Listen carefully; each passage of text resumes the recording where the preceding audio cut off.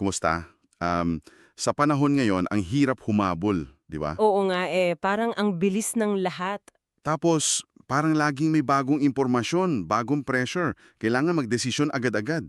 Nakaka-overwhelmed minsan, no? Talaga, sobrang overwhelming. Kaya para sa'yo na laging, alam mo yun, gutom sa kalaman, na gustong masalo ang mga importanteng ideya ng mabilisan.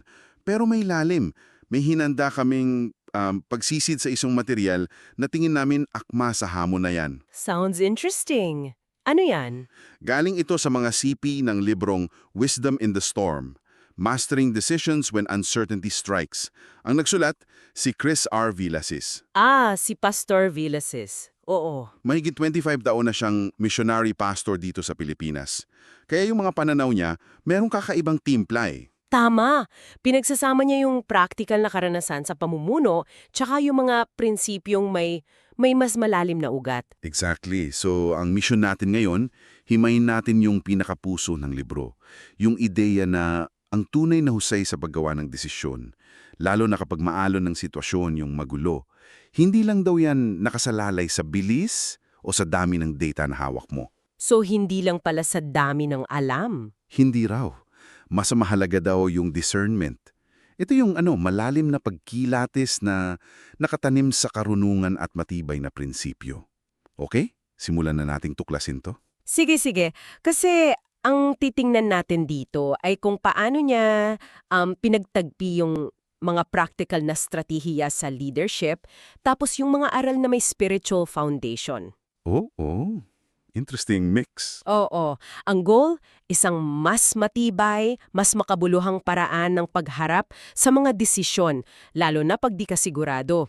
Ito yung pag-shift, alam mo yan, mula sa pagiging reactive lang. Yung bara-bara. Oo, yun nga. Patungo sa pagiging mas mapanuri, mas may kumpiyansa. Okay. Unang punto, binabanggit ni Villasis itong parang obsession natin sa bilis ngayon. Yung faster is better mentality. Oo, mabilis na aksyon, mabilis na reaksyon, parang laging may karera, no? Tsaka aminin natin, parang mas pinapalakpakan yung mabilis kumilos, di ba? Totoo yan. Madalas yun ang sukatan eh. Pero, ang tanong niya, ano nga ba ang posibleng nawawala? Ano yung nasasakripisyo pag laging nagmamadali? Magandang tanong. Dito niya ipinapasok yung pagkakaiba ng knowledge at wisdom. Sabi niya, yung knowledge, kaalaman, nagbibigay lang ng impormasyon. Facts and figures. Oo, pero yung wisdom o karunungan, yun daw ang tunay na nagpapabago sa atin.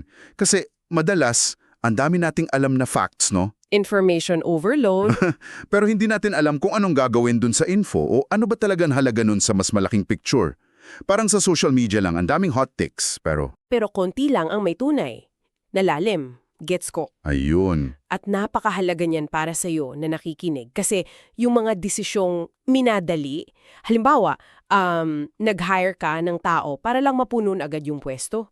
Yung panic hiring? Oo. O kaya, sumunod ka agad sa isang business trend kasi uso, pero hindi mo pinag-isipan kung bagay ba talaga sa inyo. Guilty minsan dyan. Madalas kasi, may kapalit yan eh. May di magandang resulta sa dulo. Pwedeng bumaba ang moral ng team mo, masayang ang resources. O masira ang tiwala. Tama, masira ang tiwala sa iyo o sa kumpanya.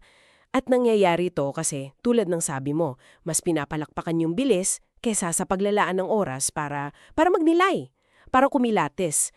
Ang discernment ayon sa libro ay yung kakayahan mong makita at mapili kung ano yung tunay na mahalaga sa gitna ng lahat ng ingay ng kalituhan. Hindi lang basta matalino, kundi matino sa pagpili. Maganda yun. Oo. Okay, so i-unpack natin tong discernment. Madalas kasing marinig pero parang ang vague, no? Medyo abstract nga pakinggan. Pero ang ganda ng paliwanag dito. Hindi raw ito misteryo o magic. Sinasabi niya, isa itong aktibong disiplina. Isang sinasadyang paraan ng pag-isip at pagkilos. Oo. At may mga sangkap daw ito. Pinagsasama raw nito yung insight, yung bang malalim na pag-unawa sa sitwasyon.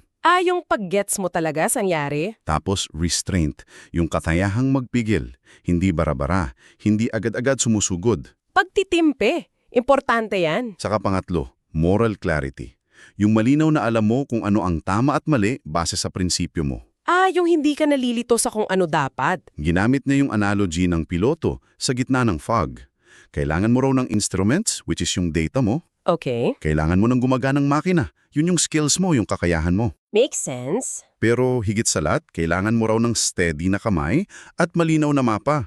At yun daw, yung kumakatawan sa karunungan at prinsipyo. Ganda ng analogy. Malinaw. Dito nga pumapasok yung unique na contribution ng libro, no? Dahil sa background niya as pastor and leader. Oo, hindi lang puro business talk. Tama. Hindi ito yung typical na leadership strategy na galing lang sa mga business frameworks. May halo siyang mga prinsipyong may ugat na espiritual. Okay, anong layunin nun? Ang layunin, tulungan kang lumipat mula sa basta pag-react lang sa pressure o krisis, Yung knee-jerk reaction. oo, patungo sa mas masusing pagninilay, pagkilatis, mula sa pagkalito dahil ang daming options, patungo sa pagkakaroon ng matibay na paninindigan. Yung kumpiyansa mo, hindi lang dahil sa data, kundi dahil nakabase sa mas malalim na pundasyon. So, hindi lang yung what, kundi yung how. Exactly. Hindi lang kung ano ang gagawin mo, kundi paano ka magdedesisyon ng may integridad na aayon sa core values mo. Okay, para hindi lang tayo puro konsepto, no? May binibigay ba siyang parang tool or guide? Meron. At ito yung sobrang practical. Isang framework o balangkas na pwede mong gamitin parang checklist nga eh. Oh, nice. Ano yon? 4 na salita lang. Madaling tandaan. TGTG. TGTG. Ano yun?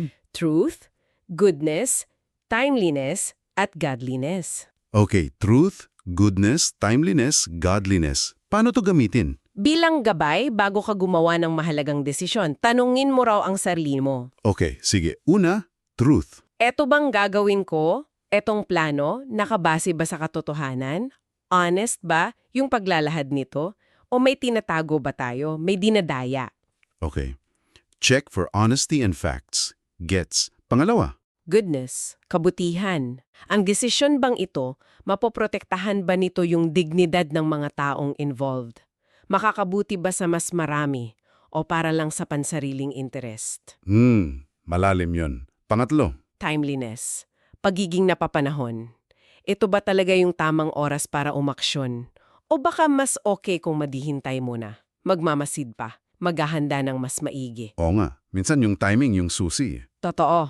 At pang-apat, godliness. Para sa mga taong may faith, tanong mo, consistent ba to sa spiritual principles mo? Sa paniniwala mo? Okay. Paano kung hindi masyadong religious yung tao? Pwede mo tong ituring na alignment sa pinakamataas mong ethical standards. Sa core values mo. Ito ba ay isang bagay na pinaninindigan mo talaga? Okay. So, adaptable pa rin. Truth, goodness, timeliness, godliness values. Ang ganda dito, no? Ginagawa niyang simple at actionable yung pag-apply ng mga malalalim na prinsipyo. Oo nga. Hindi na siya parang ang hirap abutin. Kasi madalas ang focus natin kung ano yung uso. 'Di ba? Ano yung mabilis magbigay ng resulta? Ano yung pinakamadali? O yung shortcuts. Itong framework, tinutulungan ka nitong i-angkla yung desisyon mo sa mga bagay na pangmatagalan, na may tunay na halaga. Ito'y sinasabi mong pagsasama ng biblical insight tsaka modern leadership tools.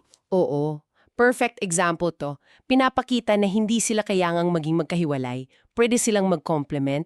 Hindi ito yung teolohiya lang na binihisan ng business words o business book na nagpapanggap na spiritual, tunay siyang integration. Okay, gets ko yung framework. Pero sabi mo kanina may iba pang kailangan, hindi lang framework. Tama. Kasi dito nagiging mas interesting pa. Binibigyan din sa libro yung kahalagahan ng pagsama-sama ng iba't ibang klase ng intelligence o talino.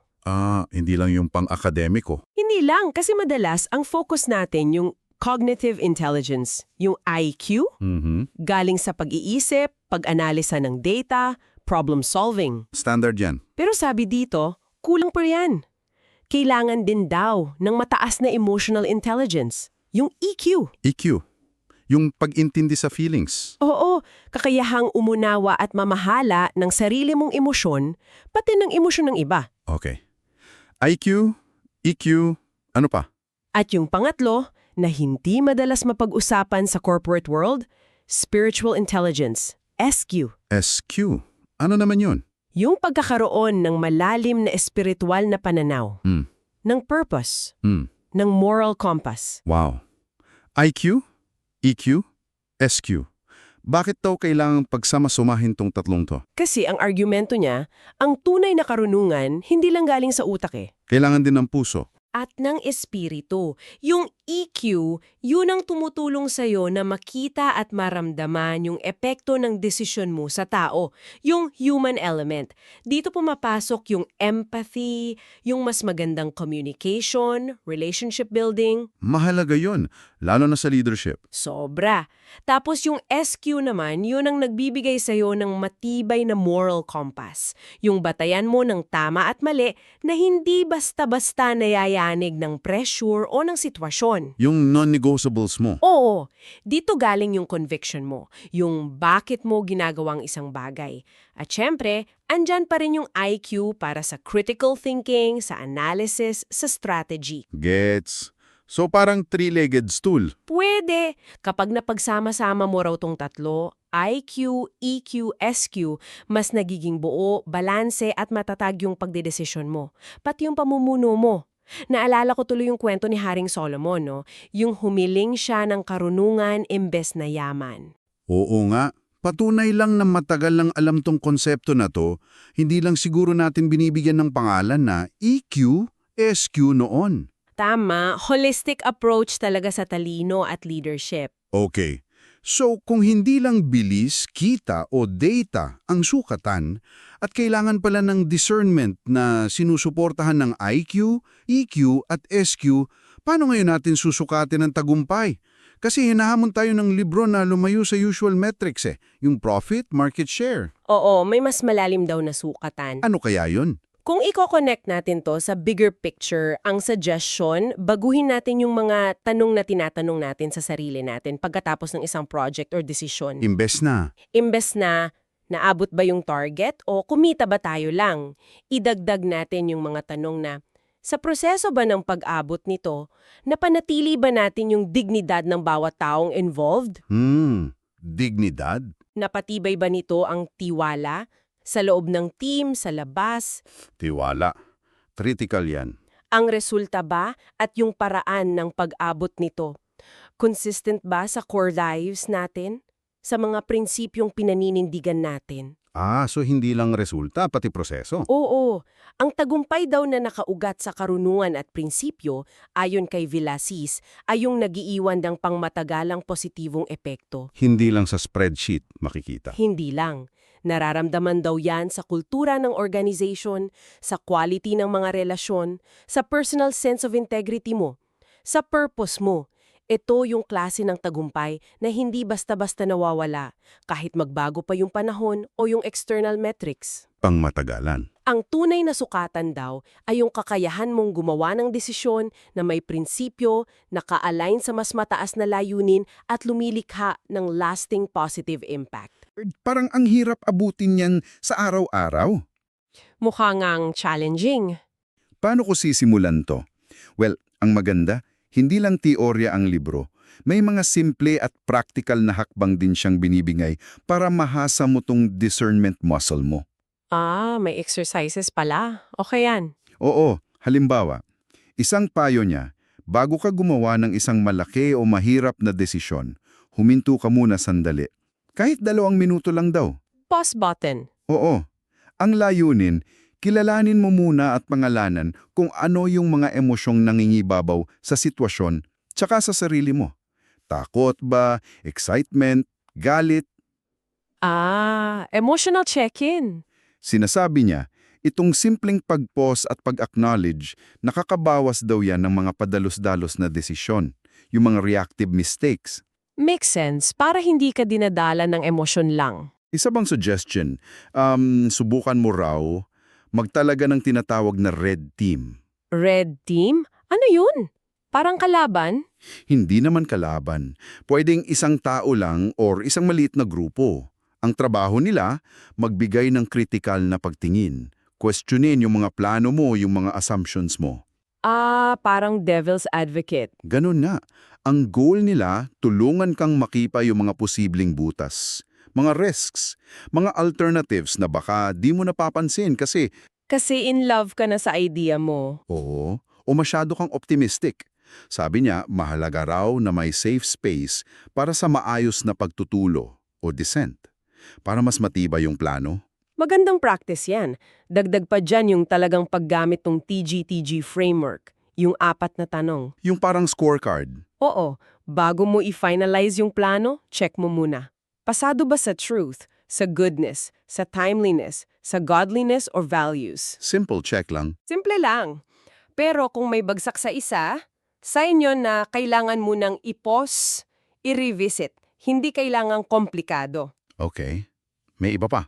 Isa pang mahalagang habit na sinusuggest niya. Maglaan ka ng regular na oras, kahit 1 oras lang kada linggo, para sa decision review. Decision review, ano yon?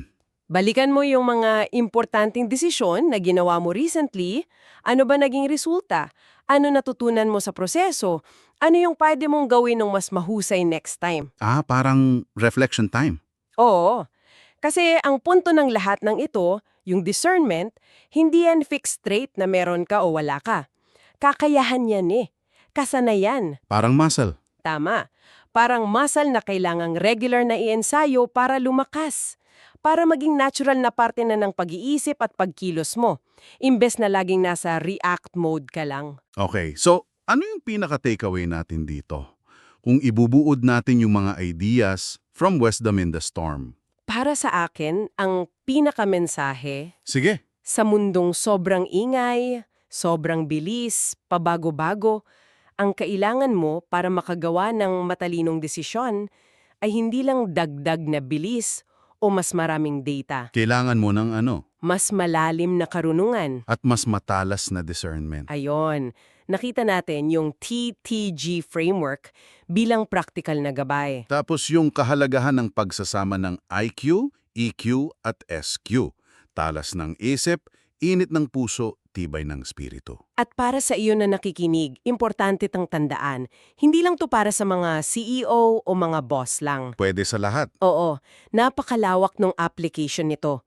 Pwede mong gamitin sa trabaho mo, sa team mo, pero higit pa doon, sa personal mong buhay. Sa career, pamilya, Oo, sa mga desisyon mo sa career, sa pamilya, sa finances, kahit sa pagharap sa mga personal na pagsubok, sa mga relasyon mo. Ang goal, hindi para maging perfecto ka at hindi na magkamali. Imposible yon walang ganon? Ang layunin, para magkaroon ka ng mas maraming linaw, mas matibay na kumpiyansa, at mas mataas na integridad sa bawat hakbang mo, lalo na pag dumadaan ka sa mga bagyo ng buhay. Linaw, kumpiyansa, integridad. Okay, bago tayo magtapos, may iiwan kaming isang tanong para sa'yo, para pagnilayan mo. Sige, ano yon? Kung ang bawat desisyon mo, maliit man yan o malaki, ay sisimulan mong tignan hindi lang bilang isang tactical na galaw para maabot ang isang resulta, kundi bilang isang makabuluhang akbang, marahil isang espiritual na hakbang, na nakaugat sa pinakamalalim mong prinsipyo at pinaniniwalaan. Paano kaya nito maaaring baguhin ang paraan ng pagharap mo sa mga hamon, sa mga bagyo, sa buhay mo at sa pamumuno mo? Malaking shift yon sa perspective. Ano kaya ang mag-iiba kung ang bawat oo mo, bawat hindi mo, bawat pagpili mo ng direksyon ay may dalang bigat at intensyon ng pagiging totoo, mabuti, na panahon at tapat sa iyong mga pinakamataas na pinahahalagahan? Magandang pag-isipan yan. Hanggang sa susunod nating paghimay ng kaalaman dito sa The Deep Dive.